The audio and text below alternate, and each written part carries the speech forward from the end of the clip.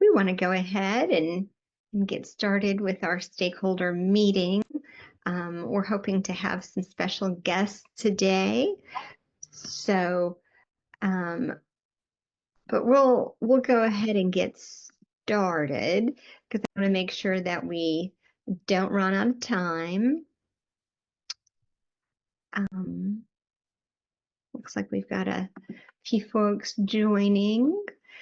Thank you all for spending this Friday afternoon with us.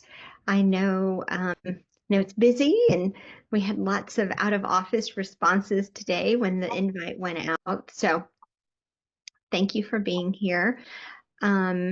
Really, in this stakeholder meeting, it's an opportunity for us to share what's happening with CoCM across Arkansas. And as we know, with this CoCM grant, a lot is happening. And so we want to make sure that we keep everyone updated. And we also want to hear from others what's happening in their areas. We have lots of different folks that come from different areas. And so we want to make sure that we hear from those folks as well. It's nice to share. We can have peer-to-peer sharing with our CoCM colleagues all across the country. So with that, we will go ahead. I think we should go ahead with updates, and hopefully we'll have some special guests joining us soon. And just want to go ahead and say we are having the ABIN conference April 8th. And I know I've talked about that. This will be probably the last time I announce this before the actual conference. We will have that on a Tuesday at the St. Vincent Center for Health Education in Little Rock, and we are having some fantastic national experts talk about the collaborative care model.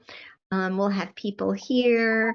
I think everyone is an external expert, except we'll have our own folks here from Eastern Arkansas talking about their CoCM implementation project, what that's been like, what that looks like, how that's going, and hopefully encouraging others to dive into the ocean and get started themselves, because we know there's lots of different moving pieces, so we're really excited about that. Just so you know, I think I've mentioned before, we're going to have Dr. Kate Hobbs with Author Health. She is on the board of the Walton Medical School, so she'll be here. She'll be presenting on different models of integration. CoCM is a component of her company, Author Health, and so it'll be great for her to come talk about that, talk maybe a little bit about some technology pieces of BHI and probably value-based care. We're going to have Cody Hustetler. He is a psychologist from Nationwide Children's Hospital. They have a wide continuum of BHI at their site or their hospital. And so excited to have Cody joining us. He's going to talk about those different pieces. And then we're going to have Dr. Anawa from Woven, and he's the fantastic doctor who rotated through CoCM as part of his residency at Northwestern, and so he's fantastic. He'll also be on the panel with Dr. Piaget. We've got North Carolina coming. North Carolina has a robust CoCM program that they really have. I think they've been working on this. I can't remember if it's 2016 or so, but their program just continues to grow and grow. They have such a beautiful matchmaking site for psychiatry in the state with programs interested in doing CoCM. So I can't wait for them to come and share. Their General Assembly has, just allocated $5 million So primary care clinics can apply and have some startup seed money for CoCM. So can't wait to hear all about how they got that to happen and how that's going. And I think that's all. I'm going to stop there. So, lots going on with the conference. We will be giving free CEUs. It's an opportunity for us to really educate the state on what CoCM is. We have 34 counties, attendees from 34 different counties, and 68% of those counties are rural. So, we're real excited about that. And what else? Things are going well at East Arkansas. They continue to grow their numbers. Systematic caseload reviews are going well. So really excited about all those different components. I will pause there. Oh, one other thing. We do have implementation hours, and so we've really been advertising those far and wide. Those are next Friday from 12 to 1, and so please help us advertise that. We appreciate everyone that has been spreading the word. We've actually had some participants. So with that, I'll pause and ask Tisha if you want to give us some updates. And first, I have to say, Tisha, thank you for joining us on your day off. We appreciate that. And goodness. Thank you. Yes, I didn't want to miss our special guest. I want to hear what she has to say. I haven't gotten to see her in a while. And yeah, so at UAMS, we have been very busy. We are joined today with Kata Wright, who's here. She's as part of the SAMHSA grant, our program manager, and has really is helping to keep everything together. She, one of the things that we've done is we are implemented in 5 clinics right now. So we are in in Little Rock, we're in internal medicine, and then we're in Batesville, Helena, Pine Bluff, and Texarkana. And so we're really excited about that. We've finally gotten our newer psychiatric consultant on board and fully credentialed and able to do all the things. As you know, if you work in a big medical setting, it's a task to get people on and completely up in the system. So I feel like we've got our systematic case reviews going. So now we're kind of in a phase of growing each one of those programs. So getting more referrals from our PCPs, and then also we're in a phase of making sure that we've got good data collection and organization, so that we can start spreading the word about the good work that we're doing. I think that was the biggest thing. Another real kind of push we're going for right now is, again, now that we've got all the pieces in place, we are really working towards being able to bill for services. The way that the grant was written is that, we support people for a period of time until we can support them through billing, and then we take that money and grow programs in further years. So we're kind of in a spot right now where we've got some things going.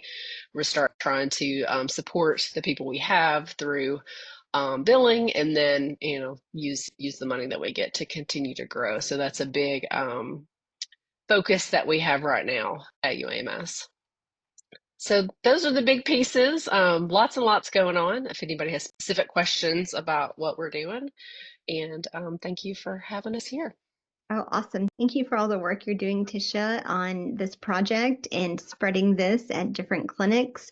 It's awesome because we're getting this spread to different regions across Arkansas and addressing especially the rural needs of our state. So we appreciate all you're doing.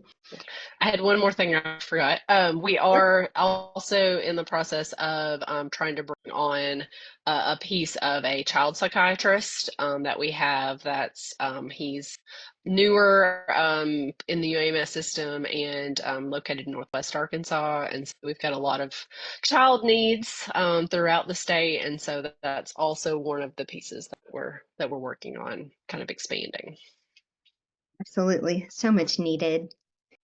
Well, and I want to say, you can see a lot's happening in the state.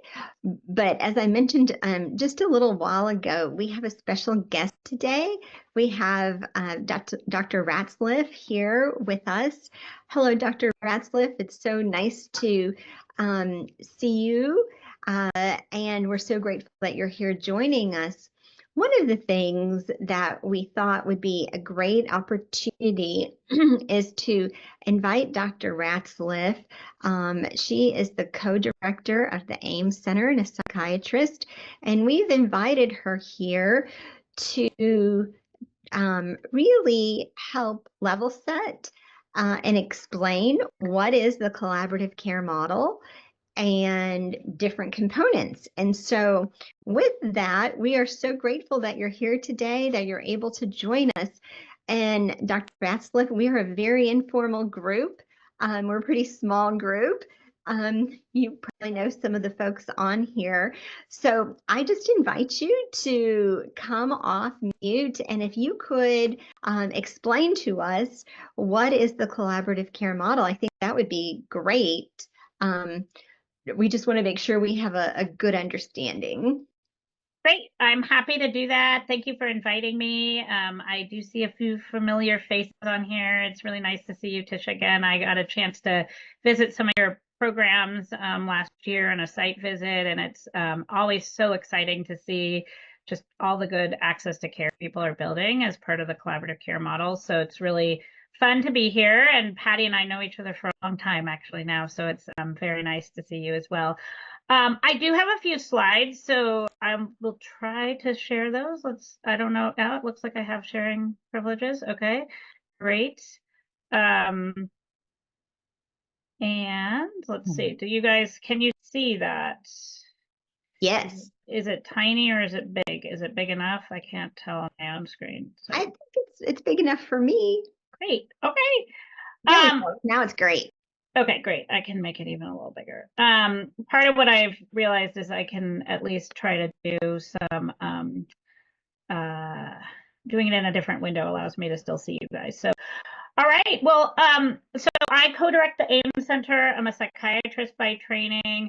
I have been doing collaborative care both as a clinician and as supporting practices for about 15 years, and now co-direct the AIM Center, as you said. And for those of you that don't know, the AIM Center really works nationally and even internationally to help practices start to deliver care as part of collaborative care. And we do a lot of work nationally to try to promote this model, including a lot of work on the billing code. So that is some of how I am connected to the people on this call. I, always start with just, and I don't think this is something I need to share too much with you guys, but, the reality is that most of the people, unfortunately, right now who need mental health care are not able to access it. And that's one of the reasons why I'm so passionate about this model, is really trying to see, is there a way to actually get this care out to more people? Especially when you think of about half of the people who have mental health disorder not receiving treatment, and half of those, again, also wanting care and not being able to access it. So really important. And the reality is, as I think, again, many people know, most of the people who are receiving mental health services are really probably getting that care in primary care settings, with about 60% of the people receiving their care in primary care and only 40% receiving that in specialty settings like in a therapist or psychiatrist or psychiatric provider's office. And I think, it's important as we think about this, and Tisha mentioned pediatrics, and anything that I'm talking about here is actually just worse for pediatrics. So just naming that out loud as well. And I think there's a variety of factors why people don't get services in primary behavioral health settings. And that's both, that a lot of people end up struggling to follow through on referrals. And I think some of that's around all kinds of different barriers to care and access to care, but also there just are not enough mental health providers to probably do all direct services. And this map is of the United States, and what you can see is anything gray there means there's like no one in those counties. And so you can see, and I'm sure you guys feel this, that, you know, in some of our rural counties, especially, there may not be a provider, especially that has psychiatric prescribing as part of their, as their core skill set. So I'm going to be talking a bit about this level between sort of primary care by itself, which is quite frankly where a lot of mental health care happens right now, and specialty care, where that's a primary behavioral health person taking care of that work. And collaborative care is really a model within the broader category of integrated care. And I always like to emphasize that there are a bunch of different strategies to deliver services in primary care settings to address mental health disorders. Some of the really unique pieces of collaborative care I'll cover in the next couple of slides, but one of the things I always like to emphasize, it's really a model designed to treat a mental health diagnosis to response or remission. So it really is focused on those patients that have a diagnosis of anxiety, major depressive disorder, or bipolar disorder, or PTSD. So really treating a diagnostic condition is really the focus of most collaborative care.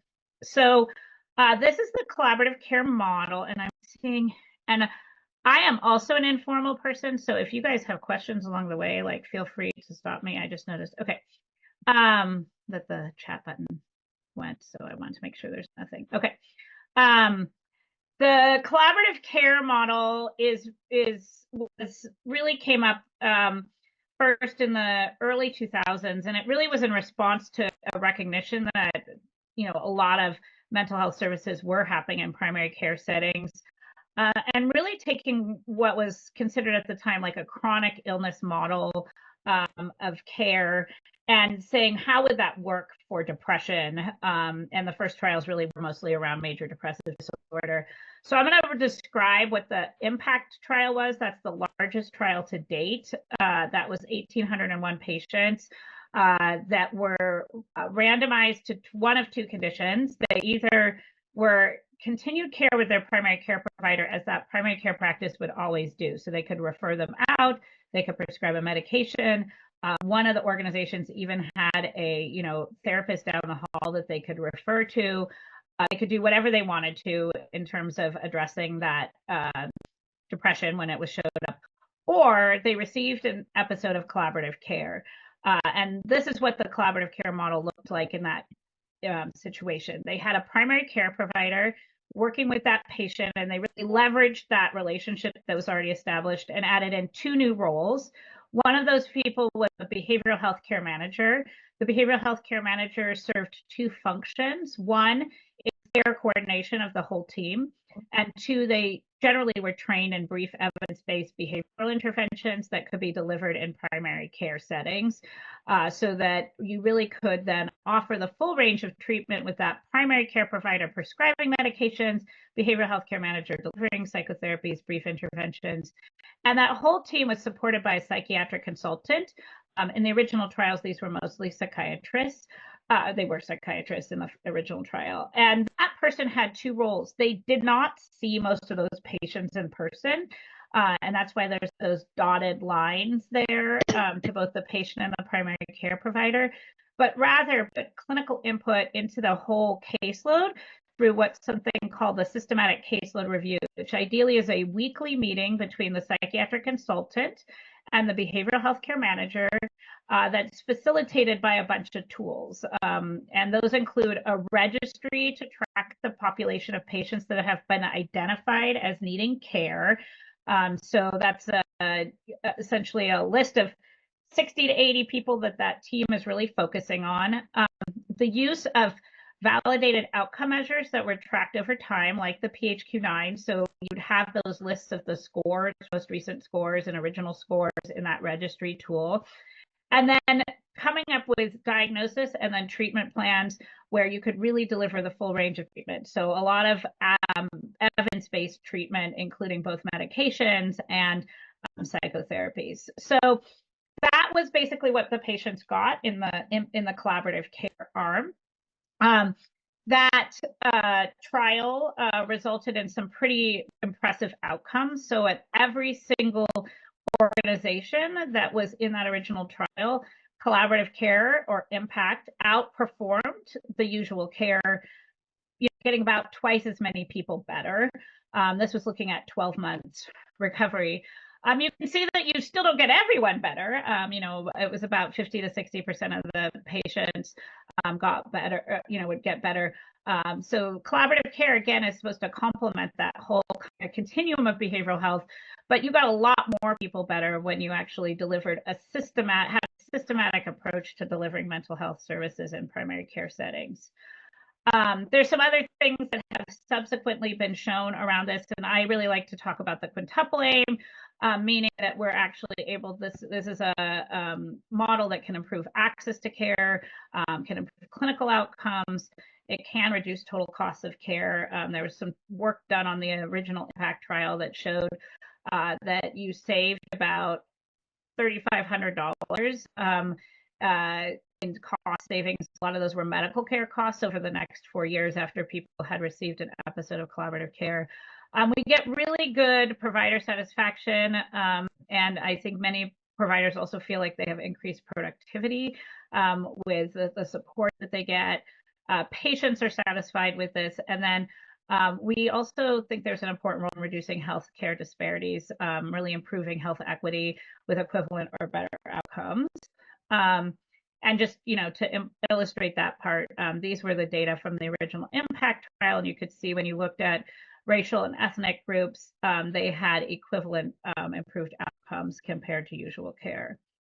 There now are over 100 randomized controlled trials showing that collaborative care is an effective model. It has all those core components that I just talked about. And so I think that's a really important thing to emphasize. So it's not just general collaboration, but actually having really specific providers with specific roles and the tools to support that care.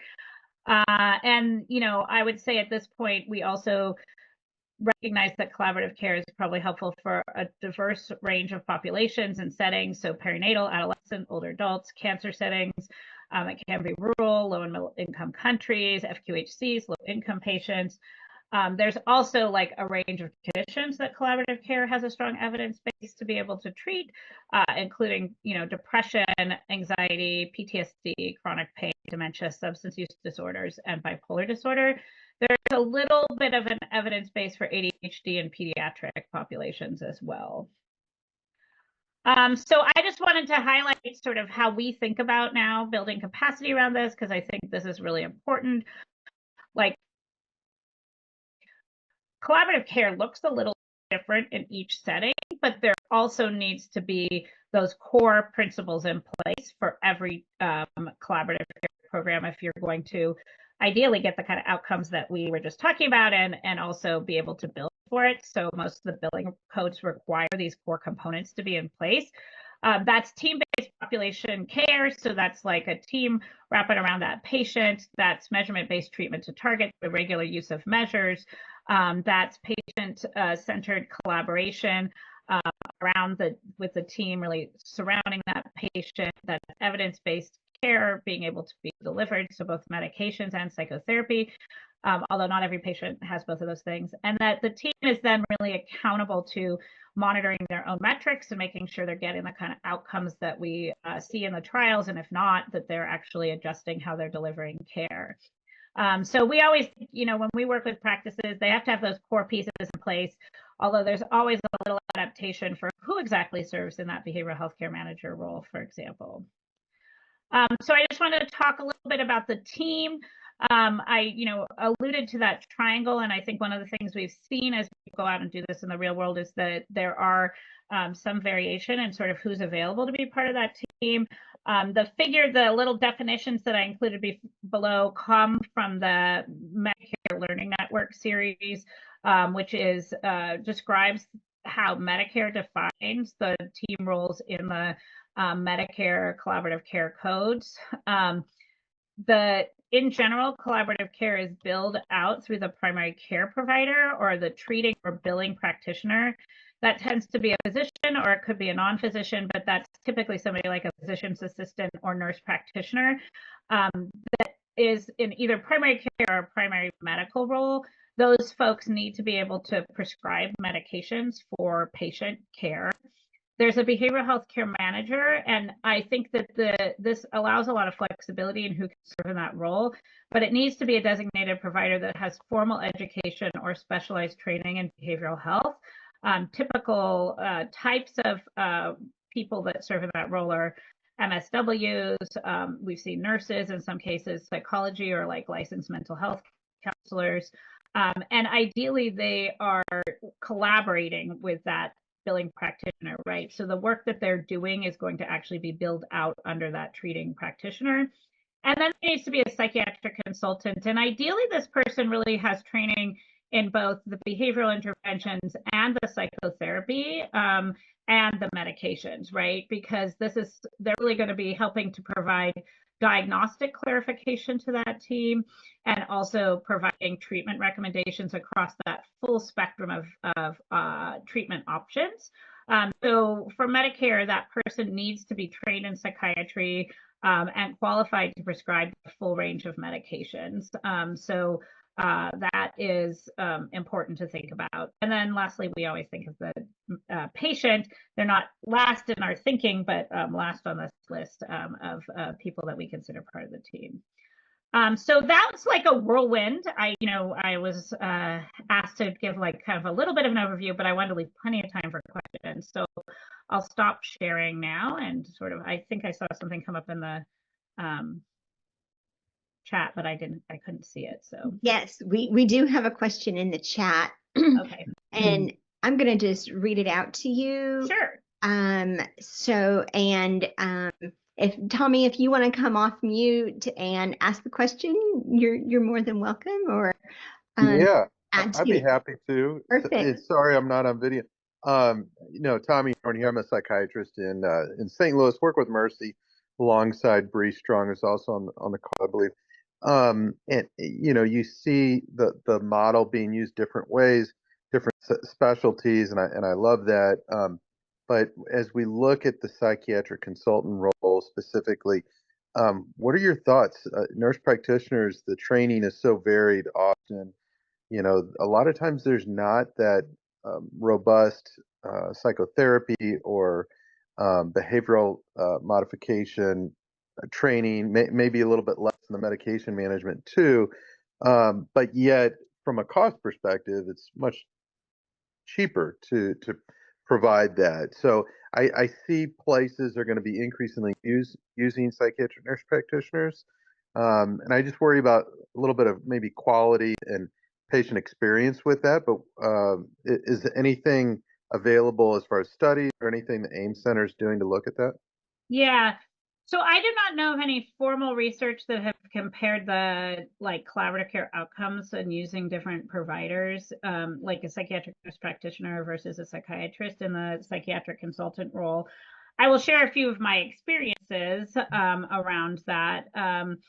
I think if you were to use a psychiatric nurse practitioner in that role, it would need to be somebody who's not just straight out of school, because I think you need to have a certain amount of confidence in your direct care to then be able to do indirect care. And that's both what I've seen from some practices that we've supported, but also just my experience in training residents. So I trained a lot of our third year residents, or started to try to train our third year residents in collaborative care, and found that they could certainly participate, but they didn't have enough experience of their own to really then be able to leverage that, I think, in an effective way through the team and feel confident in their ability to do that indirect assessment, right? Because as a psychiatric consultant, you're mostly relying on the assessment of the behavioral health care manager and primary care provider and notes and things like that to be able to make it both a diagnosis and treatment recommendation. So when people are thinking about using anyone other than a psychiatrist, I encourage them to really find someone ideally that has a lot of experience, because I think that is really needed. I would say the other thing that I will say about that is that it's really important. The accountable principle is really important in collaborative care, because essentially I think whoever you put in that role, I mean, it could be a psychiatrist too, like you need to make sure that team is able to get good outcomes, right? So you have to be measuring whether or not your patients are improving. And if they're not, then I would think about looking at anyone on the team, and whether or not they need additional training or support to be able to really work together. There's also systems things that sometimes need to be adjusted, as I'm sure Tisha can attest, and anyone else on the call who's run a team. But I think that accountable principle is really critical, especially when you start, adapting the model from what that core evidence base was really around. And I do think it's really valuable. Like in the original impact trial, you asked about psychotherapy training, and I think I just want to spend a second on that. Like in the original impact trial, like the majority of patients had both medications and psychotherapy, but like there also were like 20% of the I don't remember the exact numbers, but a smaller percentage of the patients that only had meds, and another percentage that only did therapy because of patient preference. And I think that's a real strength of collaborative care, to really be able to develop treatment plans that incorporate that range of evidence-based treatments for whatever the major diagnosis is. So it's really important that whoever serves in that psychotherapy, like the psychiatric consultant role, is comfortable like talking about that full range of treatments and thinking about that in partnership with the behavioral health care manager. I hope that helps answer the question.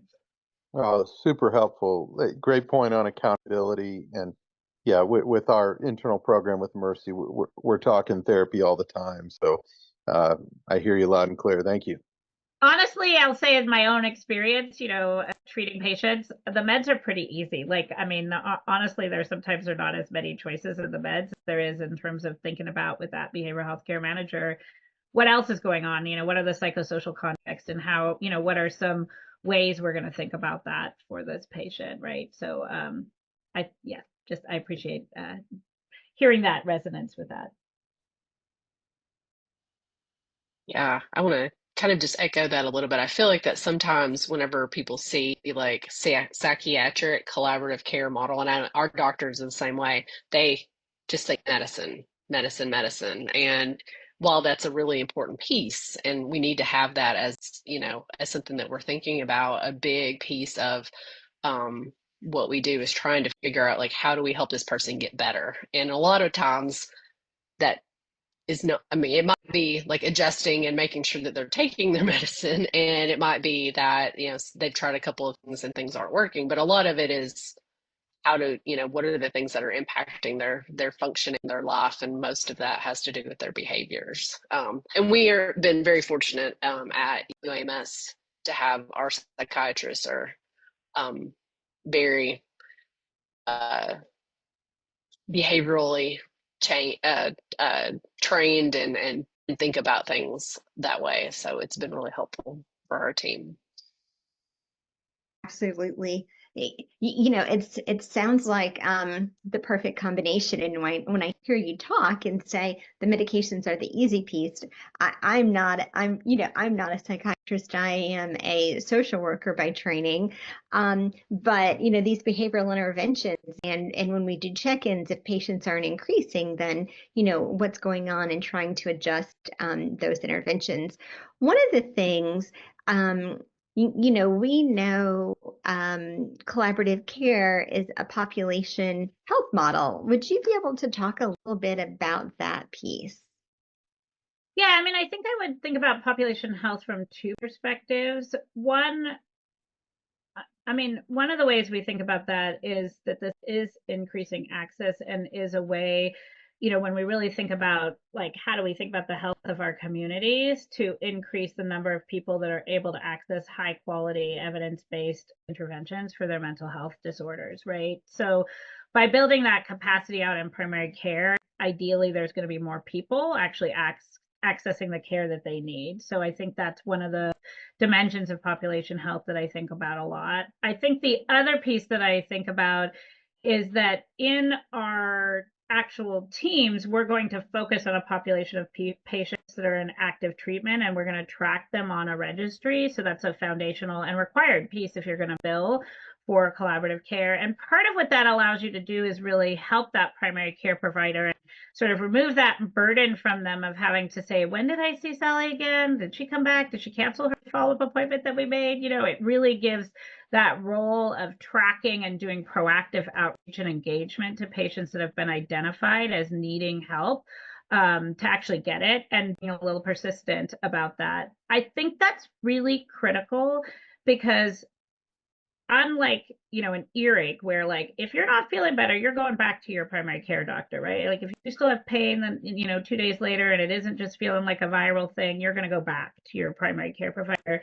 The problem with depression and anxiety and PTSD and most of the disorders and mental health conditions is a primary symptom is deactivation. And, you know, I mean, you could even characterize that as avoidance, but I mean, I think it's mostly lack of energy, lack of concentration, some of these things that are really critical if you're going to go back on your own, right? So when we tell a patient in usual care, here's an antidepressant, come back if you're not getting better, when they don't come back, we don't know if they actually got worse or if they got better, right? And so one of the things that I think collaborative care really does is have somebody own that role of proactively reaching out to people and continuing to engage them until we have good evidence that they're either better or that they're going to need more support than we can offer in primary care. And then, you know, that shifts to supporting them to really make that transition to some kind of specialty setting. But, you know, so that's the other piece that I think of when I think of population, is that we're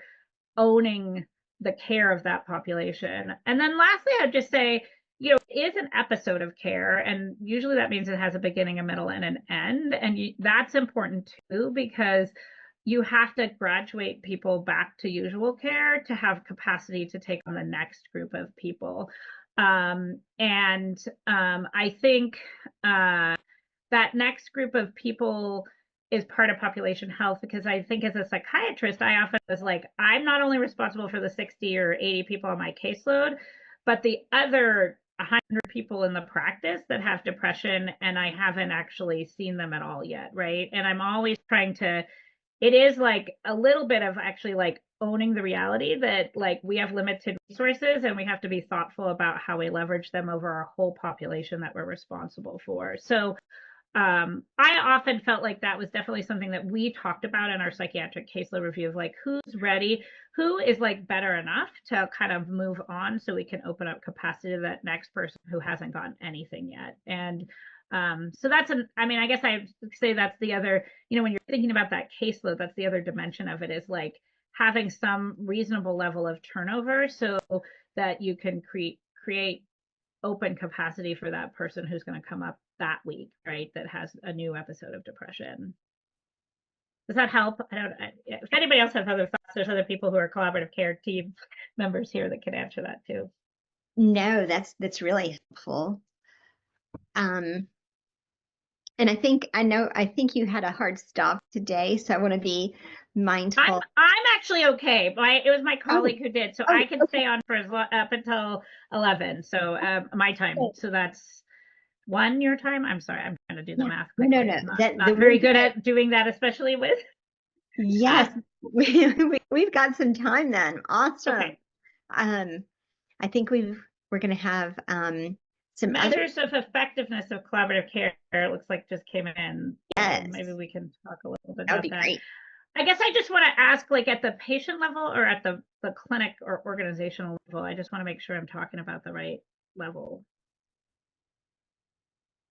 Okay, both. Yeah, let's talk about both.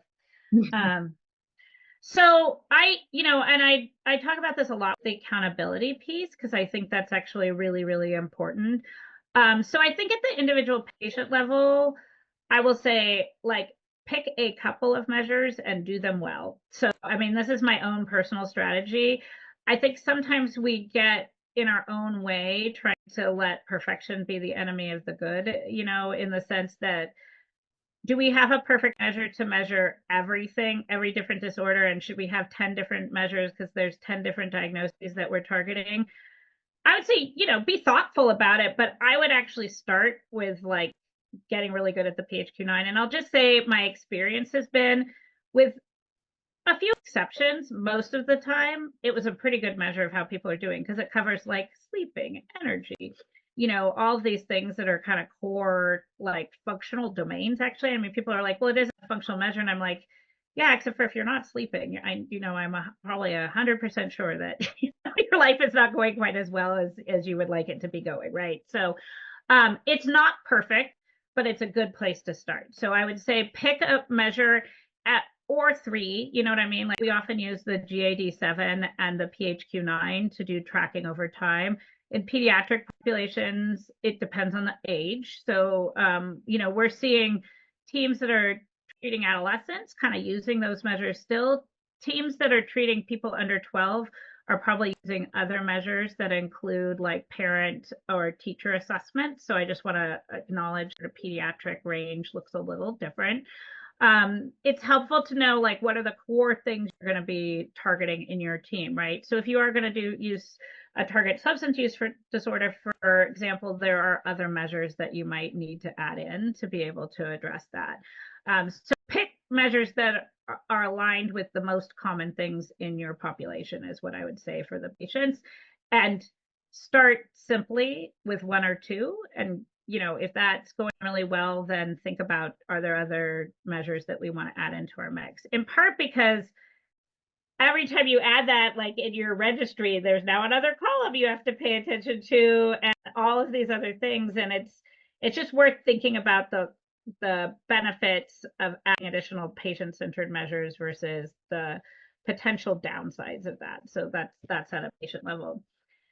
At a clinic level, I like to think about, again, like, what are you trying to accomplish, right? If your main goal in having collaborative care is to increase access, then you better have a measure of access that you're monitoring, right? And I've seen practices use their wait list as a measure, because ideally whatever measures you're using are relatively easy to get. The problem with most people, I think, is that they design metrics to monitor their program that are too complicated and take too much work to get, and then you don't look at them regularly. So I would say pick a imperfect proxy for something that you can see really easily over a perfect proxy every time. So that's my general guidance around that. If you are in alternative payment models where you need a certain outcome of a response in a PHQ-9, probably should be one of the measures that you're targeting and looking at as a group, right? So, I always think there ideally should be a patient outcome measure there, just because I feel like whenever we're doing anything a little, innovative, like we have an extra responsibility to make sure it's actually getting the job done and getting patients better. So I always would include a patient outcome measure. And then I like thinking about that quintuple aim, right? Like that's a good thing to take buckets of metrics to consider, right? So population health, are you getting the access? Are people getting better? Provider satisfaction, do you need to and that could be an informal evaluation, like asking at the provider meeting, how's that going twice a year? It doesn't have to be a big survey or something to be a quality metric, in my opinion. Patient satisfaction, and I think you've done some patient satisfaction, actually, I don't know, anyway, there are patient satisfaction sort of things that people have looked at that some programs really consider. Cost is something I think we always have to look at. And I mean, it might be like, is the program covering its costs, right? Like that might be a reality bound measure that you have to look at. Now, I will just say it usually takes a while to get a program up to full sustainment. So I just want to acknowledge that can sometimes be a little bit of a challenging one. Yeah. And then the last one is I always am thinking that it's important to be looking with a health equity lens. There's some data that have come out more recently that when in Montefiore, they actually looked in their system, they saw great outcomes, when they were looking at racial and ethnic disparities, whatever that looks like in your population, who are the people that might not be as able to engage. And they saw equivalent outcomes, but when they actually looked at how many people made it from identification into the program, they saw a differential in how many people engaged, and with less people actually engaging in their racial and ethnic disparity populations. So I just name that, I think increasingly we should probably be looking at our data through some different lens. That might be social determinants of health, right? Index or something like that you're looking at. All right, suggestions on how we can leverage collaborative care over traditional routes, decline in referrals and providers opting therapy over collaborative care, either to be hands off or not as comfortable, to not have a desire with med management. Yeah, knowing the statistics on referral follow-up, just curious if you have suggestions in this area. Yeah, this is not an unusual thing that I've been hearing, is some tension, I think, between like, yes, we support the primary care provider, but they still are taking an active role, and like, you know, that versus referral out to, you know, other services. I would say the things that I think are most helpful in this area are trying to get some data and share it back with your team, right? Like, you know, maybe having somebody really track how many of those referrals actually were completed and the person started to get better, right? Like if you're just, it sometimes can feel good as a provider to provide the information for a referral, but if no one's actually getting to that care, I think providers would actually want to know that. I mean, my sense of my PCP colleagues has always been they are very patient centric, and they, you know, I think they want to do the right thing by their patients. You know, if there is access to direct specialty care and that gets the job done, great. If not, then there really should be a pathway to like recapture those folks, or Yeah. you know, to try to look at that. I don't know if that's helpful. If you want to ask anything out loud, Sarah. Oh, yeah, no, that's absolutely helpful. Thank you so much. And we've just seen that in the last few months and kind of wondered if it was consistent across the board or something with some of our newer providers. But all in all, we are tracking the data, and, you know, I'll report back to this team if we find anything there. But it is interesting to see the changes, and we are kind of working to integrate with a different line of business to give our collaborative care patients that may be needing that traditional route access to outpatient services that are still within, you know, our network and their insurance network. And the other thing that's coming up here is just different workflows, you know, working with Optum, now Carelon. Now, before we can verify their insurance benefits for duplication of services, we have to get a release of information from the patient to us from Carelon. So we've just seen some changes in insurance kind of overall, and wondered if that might be a contributing factor. Just looking ahead for the patients we serve, and more specifically, I think to the rural communities that, you know, definitely need this service, and, you know, affordability comes to mind with that as well, and the changes to some of these insurance paths to either get their insurance benefits verified or even the coverage for services. So probably all builds into the puzzle there, but I appreciate your insight and expertise today. Yeah, I guess I'll just say two things. I mean, primary care providers, like, I always have to remind myself, like, my whole world is mental health care. So I'm like, why are they not as focused on that as me? Because they also have 1,000 other things that they have to focus on, where there's changes in standards. And, you know, being in primary care is always like a really good reminder of like what an intense pace and place that is. So whenever I see that from PCPs, I'm just like, oh, you know, I would also be a little curious, like, to ask them, is there anything that's making it you less likely to opt for this, right? Like, I mean, maybe having, you know, 5 minutes or 10 minutes on a provider meeting to just say, like, what's working well, what could we improve around the whole referral process to collaborative care? Because it could be that there's really simple things like, it would be more helpful if you gave recommendations back in this structure, or wow, this like part of the workflow is really hard for me. Is there anything we could do differently around that to actually have that be more smooth, right? Like if that payment piece, like checking insurance and all that, somehow is feeling like an extra level that they're responsible for, is there any other way to address that? Like, I don't know what that would look like exactly, but I think getting really curious about what's making that hard. The other thing is people just forget about it over time. Like I really remind my practices that I would have like a standing agenda item like quarterly on like an update from collaborative care or something, if you can. Like literally 5 minutes, which like, here's one patient success story, or here's a little data from our team or something, to just remind people that this is like an option, because people get busy and they sort of, if they didn't have a patient for a couple of weeks, they might sort of have forgotten how to do it. And then they're like, oh, it's too much work to remember how to like get that person to the collaborative care again. So I think that's part of like sustaining or maintaining your program, is continuing to like promote success stories and just remind people of how to get access for their patients for that, and making it really easy. Like, you know, so anyway, those are just a couple other thoughts that I've seen be helpful with other practices that see that. Yeah, absolutely appreciate that. It sounds like we are aligned with that. We're going to start having our program managers, myself and another, go visit our practices too and kind of talk to them. So thank you very much. Food also always makes it a little easier for people to want to chat with you about stuff. Oh, so, yeah. yeah, I mean, I think that actually just going out and even just sitting in their pod area or whatever and saying, you know, hey, anything that can be helpful.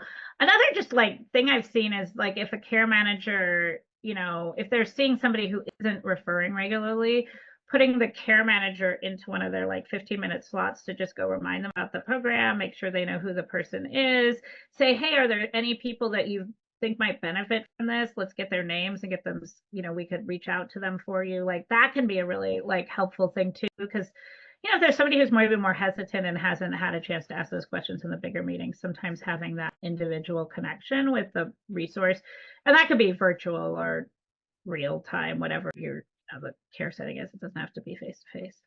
That's a great idea. We don't do it with care managers. We do have EHR communication going on, but I think that's a great idea to help expand and, you know, show them who's treating their patients and working Yeah, with. and just engagement, you know what I mean? Like just making sure that people know who that person is. I mean, I think that the highest functioning teams, people feel like a team, right? So the more you can promote that in whatever way that looks for your configuration, I think it can be really helpful. Thank you so much. Yeah. Great question, Sarah. I have a quick question, Dr. Ratzlaff. I wondered if you could talk a little bit about CoCM with the pediatric population. One of the things that we have been asked, specifically, Medicaid has been the recipient of this CoCM grant. They've said, how could we use this with our pediatric populations?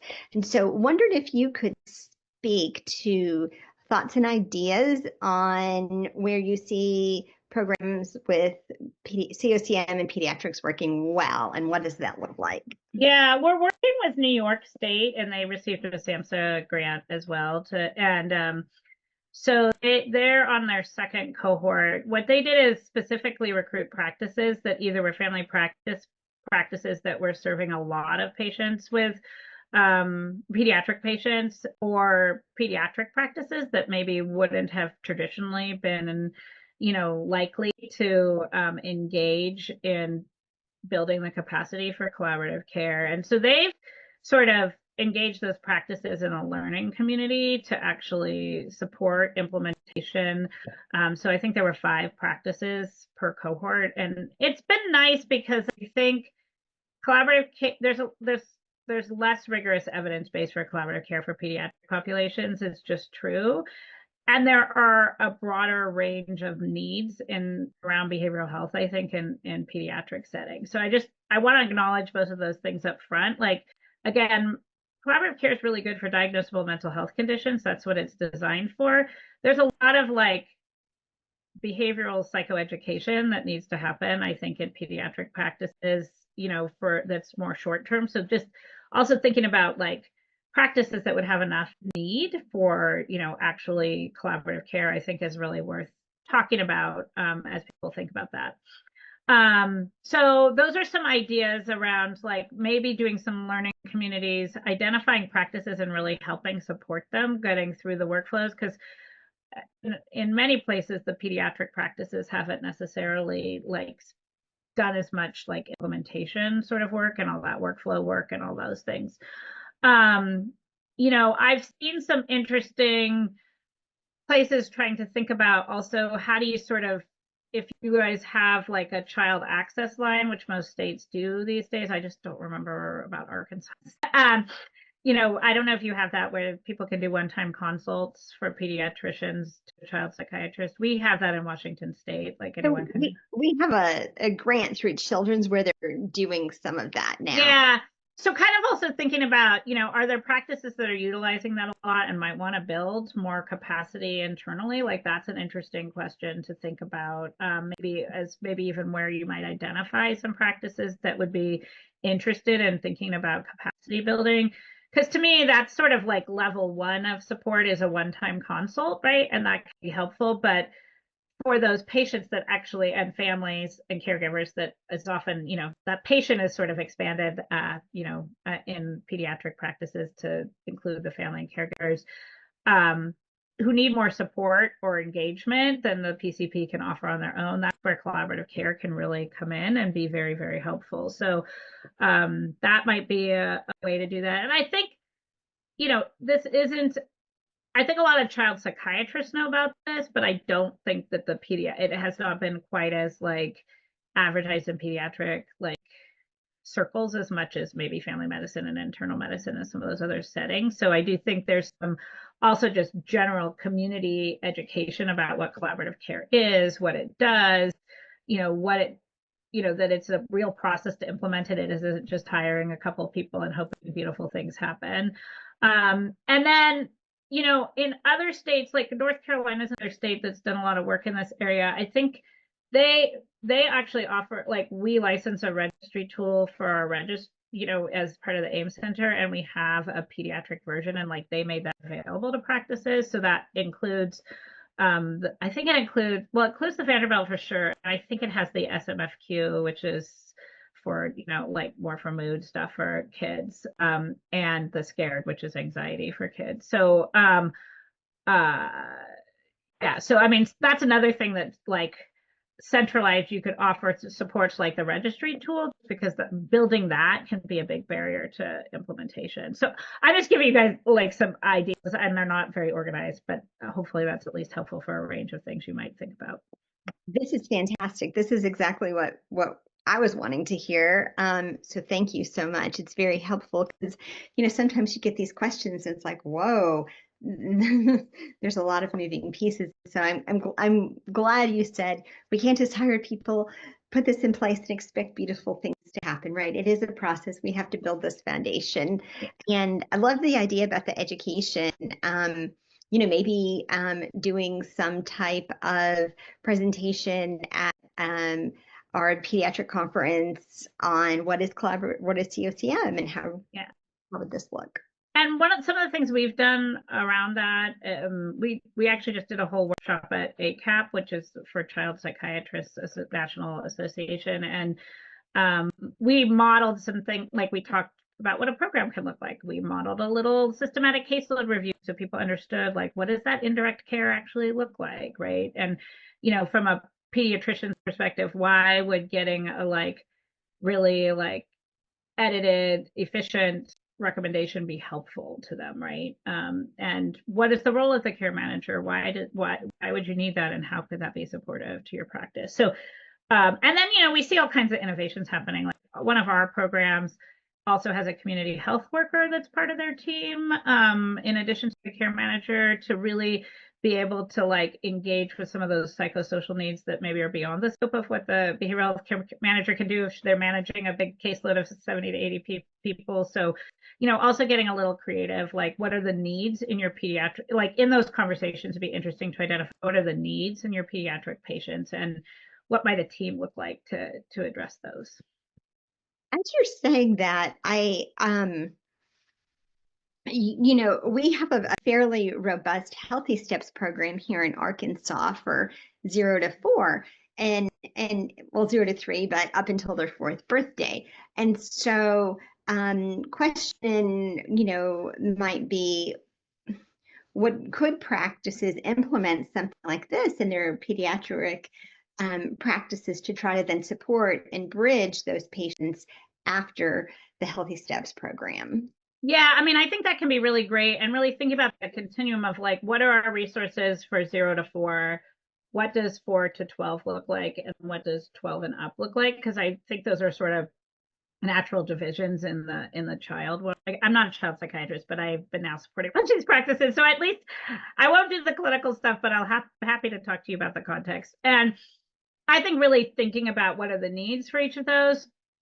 There are also some specialized trainings out there for people working in primary care. So we have a whole series that our children's hospital offers called Fast Skills, and they have like parenting stuff. That those are brief interventions that a care manager can deliver in primary care settings or primary pediatric settings. And they have some that are targeted more to parents, like parents for disruptive behaviors. There's like a more parenting focused intervention that the care manager can deliver. They have them for anxiety and depression, sort of for a range of ages. And then they also have a parenting teens version, which I think people have really found building up the skills of the people who are working in those settings to deliver evidence-based skill sets in, efficient context has been another way that they've sort of optimized, how to utilize that collaborative care team. This is extremely helpful. Thank you. Yeah, happy to talk again too. I mean, if any of you want to have a longer conversation about your particular setting, happy to do that or have my team connect with you as well. So I probably should run to my other meeting, but I really appreciate the invitation. I hope this was helpful. I know you guys are doing a lot of amazing things. Very exciting. Happy to help if I can be of help in the future too. So thank you for your generosity by spending this time with us. Thank you, Anna. Thank you. All right. Take care.